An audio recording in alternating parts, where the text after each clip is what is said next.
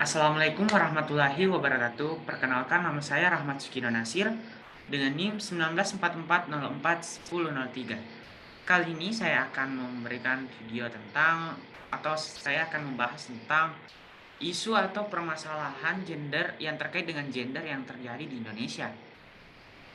Eh, seperti yang kita ketahui,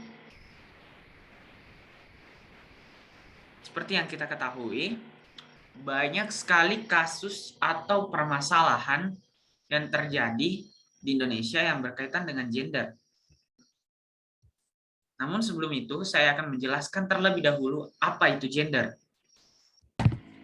Baik, gender adalah serangkaian karakteristik yang terikat kepada dan juga membedakan maskulinitas serta feminitas.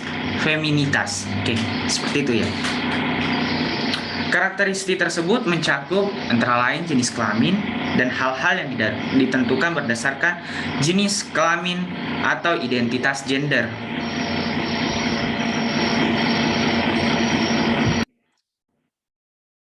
Langsung saja ke pokok dari video ini, yaitu apa sih permasalahan-permasalahan atau ketidakadilan gender yang terjadi di Indonesia. Sebelum itu, diskriminasi gender adalah kondisi tidak adil akibat dari sistem atau struktur sosial di mana baik itu perempuan maupun laki-laki menjadi korban dari sistem tersebut.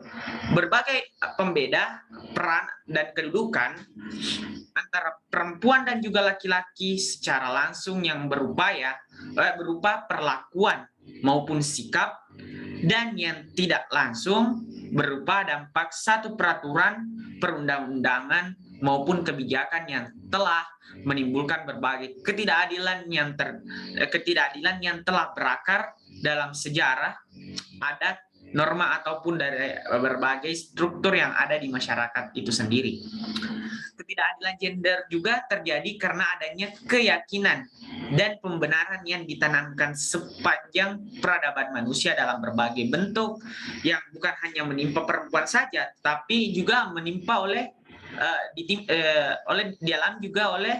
kaum laki-laki. Meskipun secara agregat ketidakadilan gender dalam berbagai kehidupan ini lebih banyak dialami oleh perempuan, namun ketidakadilan gender itu berdampak pula terhadap laki-laki. Seperti itu. Adapun bentuk-bentuk manifestasi ketidakadilan gender yang terjadi akibat diskriminasi itu sendiri, yang pertama yaitu marginalisasi. Apa itu marginalisasi? Marginalisasi adalah kondisi peminggiran atau pemiskinan salah satu jenis kelamin. Sebagai contoh, persyaratan masuk AKABRI ataupun TNI itu biasanya harus laki-laki dulu, dan dengan demikian perempuan dipinggirkan dan dianggap tidak pantas atau tidak ada atau tidak diberi kesempatan sama sekali. Namun dalam sekarang ini dalam TNI sudah tidak itu lagi, namun marginalisasi masih terjadi di bidang-bidang yang lainnya. Misal dalam acara kantor, sebuah korporat atau perusahaan, biasanya ada perusahaan yang tidak menerima perempuan, seperti itu. Nah, yang kedua yaitu subordinasi. Subordinasi adalah kondisi di mana salah satu jenis kelamin dianggap lebih penting atau lebih tinggi dibandingkan jenis kelamin lainnya, dan masih banyak kenyataan yang memperlihatkan bahwa perempuan mempunyai kedudukan yang lebih rendah dibanding laki-laki. Contohnya saja, anak laki-laki harus sekolah setinggi-tingginya, sedangkan anak perempuan cukup lulusan SLTP aja ataupun SLT aja, dan kuliah itu tidak penting. Yang ketiga yaitu stereotip.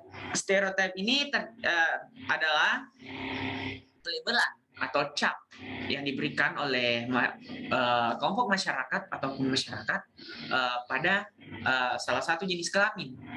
Pelabelan ini pada umumnya bersifat negatif. Sebagai contoh ya, perempuan sebagai pelacur ataupun perusak rumah tangga, seperti itu. Yang keempat yaitu beban ganda. Beban ganda itu sendiri adalah beban kerja yang bertumpuk-tumpuk atau berlebihan yang harus dilakukan oleh salah satu jenis kelamin saja. Dan biasanya ini dialami oleh kaum perempuan, di mana seorang istri, contohnya seorang istri harus mencari nafkah dan juga harus mengerjakan rumah tangga itu juga, mengerjakan juga semuanya dalam rumah tangga, misal mencuci piring, mencuci baju, memasak ataupun yang lainnya. Padahal di saat siang harinya dia juga bekerja. Seperti itu. Yang kelima atau yang terakhir biasanya disebut violence atau kekerasan. Adalah suatu serangan terhadap fisik maupun integritas mental seseorang atau psikisnya ya. Jadi kekerasan ini tidak hanya menyangkut serangan fisik, tapi namun seperti misalnya pemerkosaan, pemukulan, penyiksaan, tetapi juga bersifat non fisik seperti ancaman, paksaan dan juga sebagainya. Seperti itu. Mungkin saya rasa sekian dari penyampaian saya kali ini tentang isu-isu yang terjadi dalam isu-isu gender yang terjadi di Indonesia ini sendiri.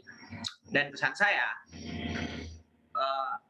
kita tidak boleh membeda-bedakan manusia, dan kita kedudukannya setara, yaitu sama-sama manusia. Jadi semua memiliki hak dan juga kewajiban masing-masing.